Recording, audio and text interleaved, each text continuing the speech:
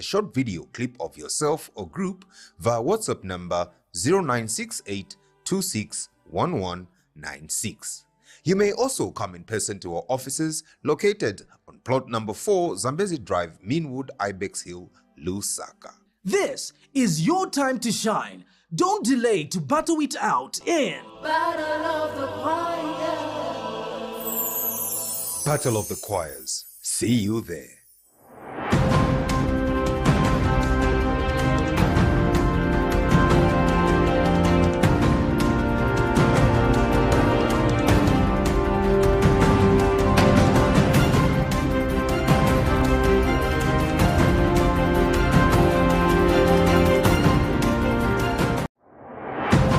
You're watching Cbc TV News, and with me, Martin Lutuna.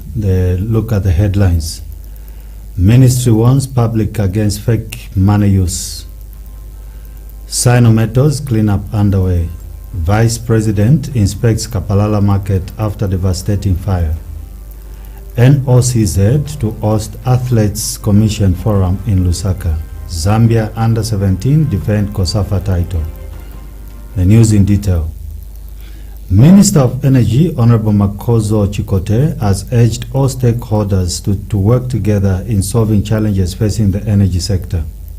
Speaking at the 2025 Energy Forum for Africa Conference, Mr. Chikote said collaboration is key to ensuring reliable and sustainable power supply for the continent.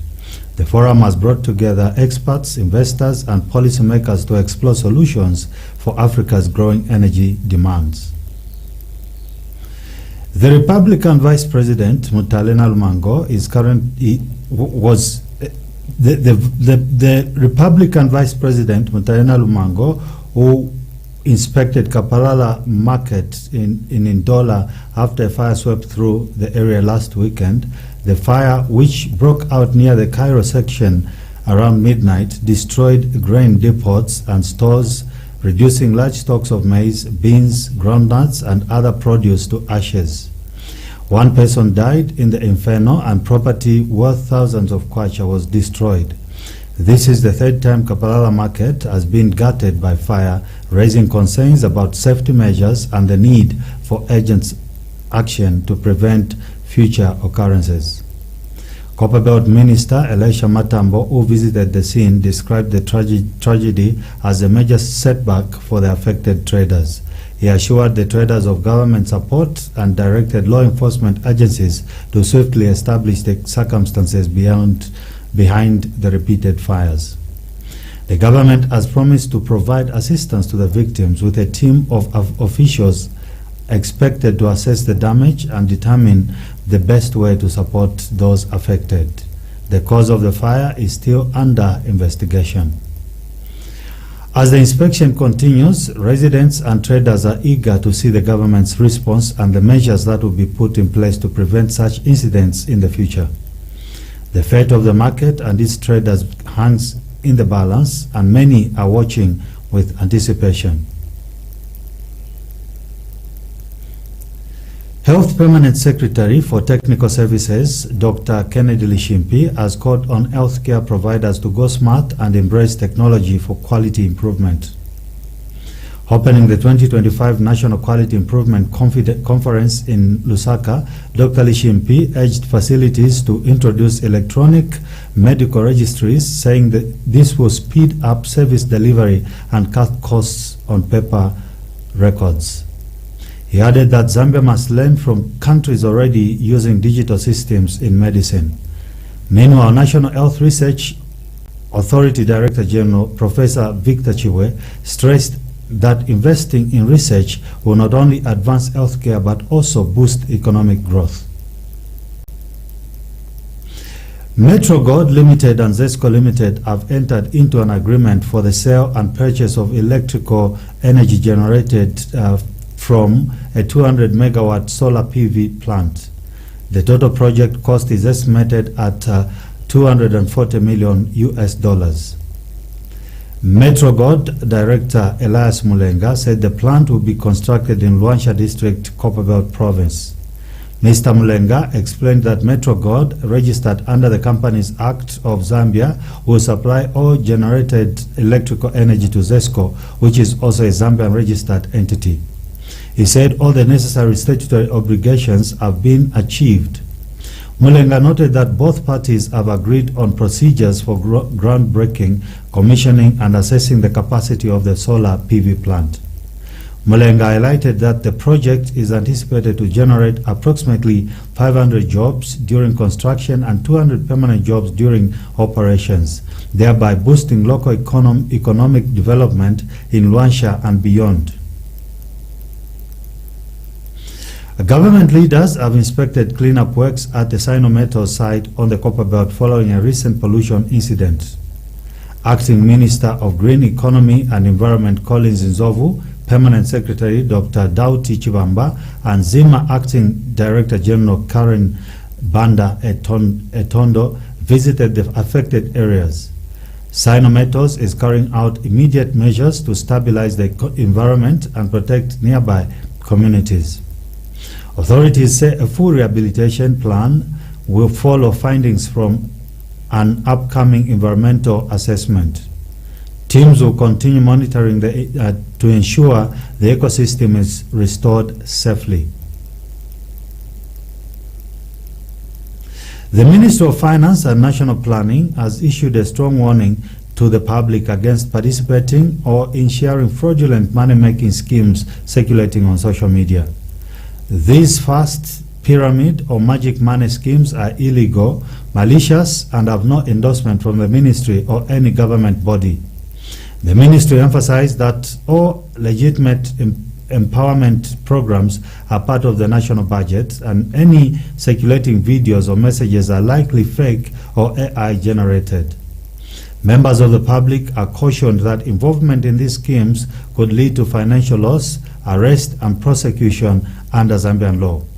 Perpetrators of these criminal activities are warned that they will face severe punishment, including long-term imprisonment and seizure of any proceeds from their crimes. The ministry urges citizens to report any suspicious schemes to law enforcement immediately. Fraudulent impersonation and circulation of false information are criminal offenses, and offenders will be brought to justice without compromise.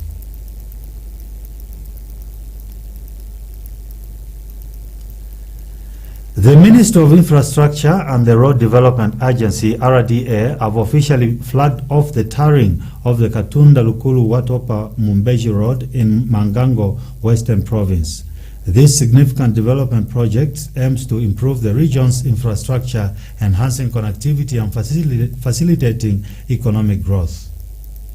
The ceremony held at Mangango Secondary School marks the beginning of a new age in road development for the area. The project is expected to benefit local communities, businesses, and travelers by providing a smoother and more efficient transportation network. Government officials, including representatives from the Ministry of Infrastructure, Housing and Urban Development, and the Road Development Agency, were present to witness the flagging off ceremony.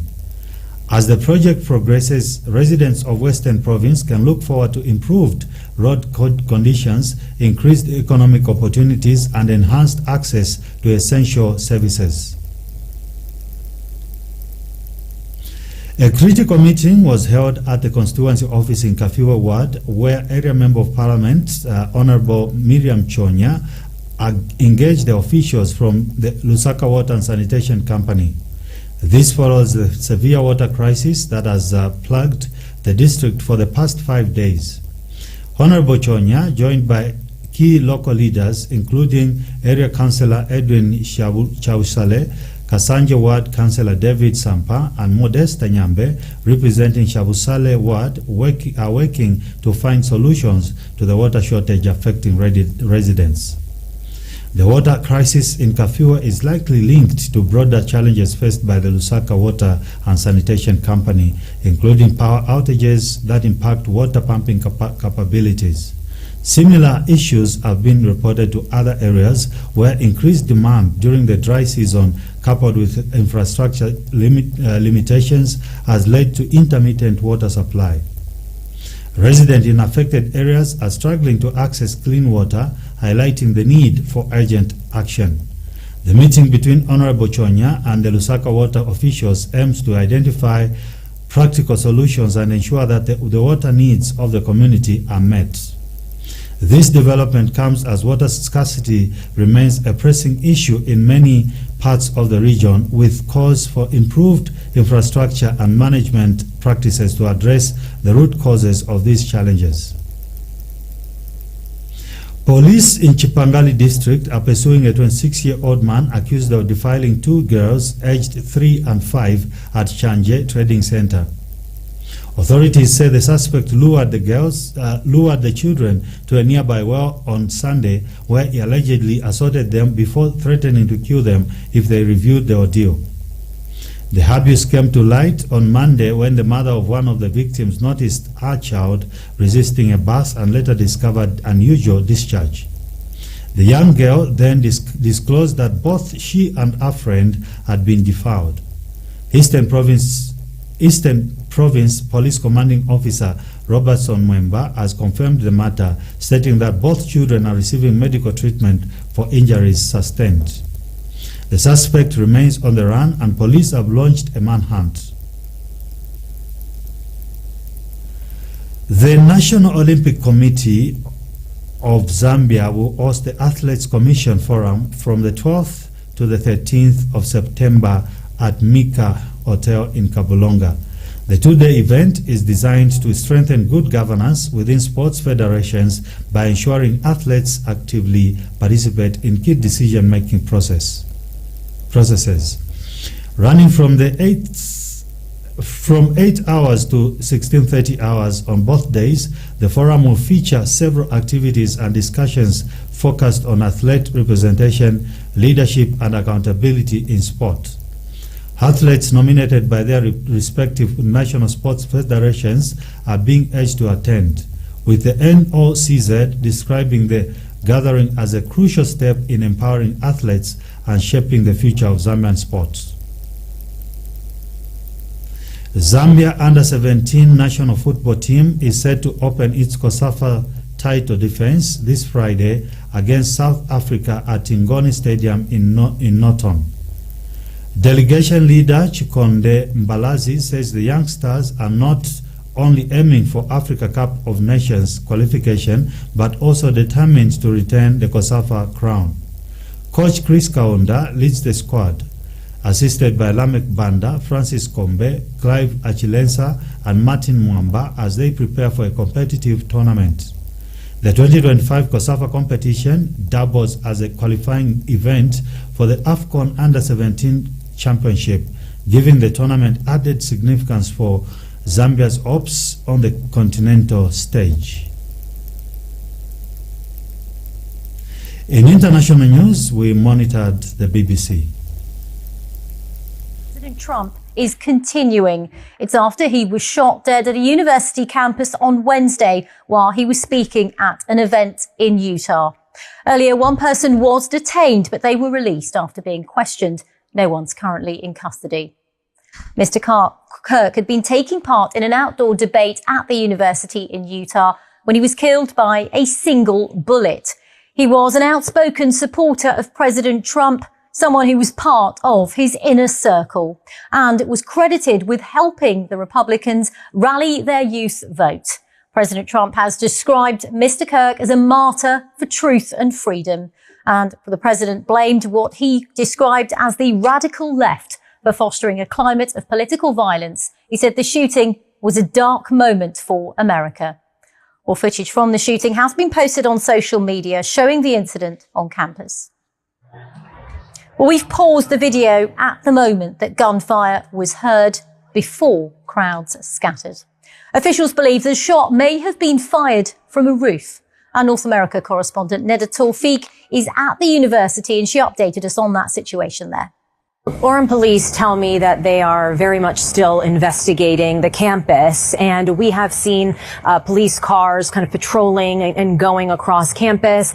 You'll see perhaps behind me some cars that were left here when people were trying to flee to safety, because earlier police were escorting people off of campus. So some have been returning to collect their belongings, to get back their cars. But at the moment, it doesn't seem yet as if there is a massive breakthrough in this case. This intense manhunt is still underway.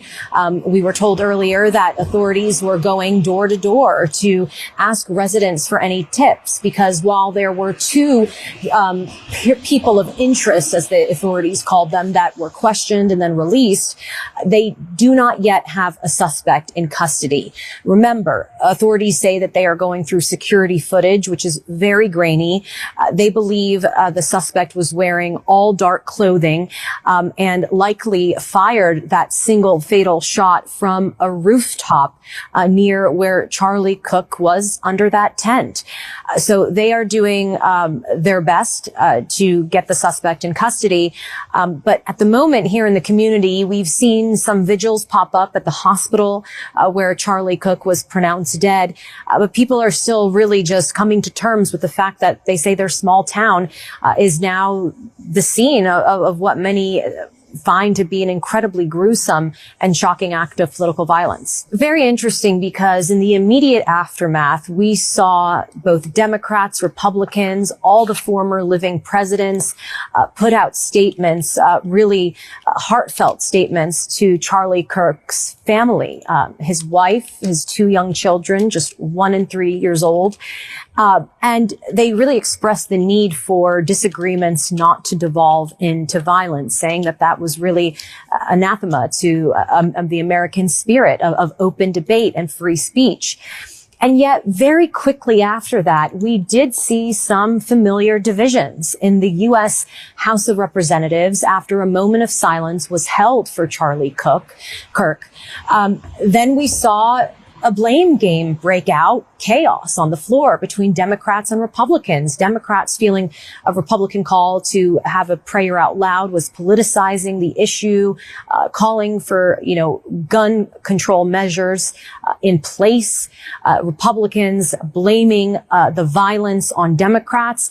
And indeed, after an initial post from Donald Trump praising Charlie Kirk as legendary, he then posted a video where he appeared far angrier in tone, saying that it was the left-wing rhetoric that led to not only, he said, the attempted assassination against him, but the death of Charlie Kirk. But what was notable was that he didn't mention any of the recent attacks against Democrats. And so many are now questioning if, looking back years forward, this will be one of those moments where it feels like the country did tip into even more dangerous division. Charlie Kirk dropped out of college to focus on his organization, Turning Point USA. And essentially, the goal was to spread conservative Christian religious values to youth across the country. That note brings us to the end of the news. But before we go, a recap of the headlines. Ministry warns public against fake money schemes. Sino-metals cleanup underway. Vice President inspects Kapalala market after devastating fire. NOCZ to host Athletes Commission Forum in Lusaka. Zambia Under-17 defend COSAFA title. Thank you so much for watching. God bless you and have a wonderful day ahead of you. Bye-bye.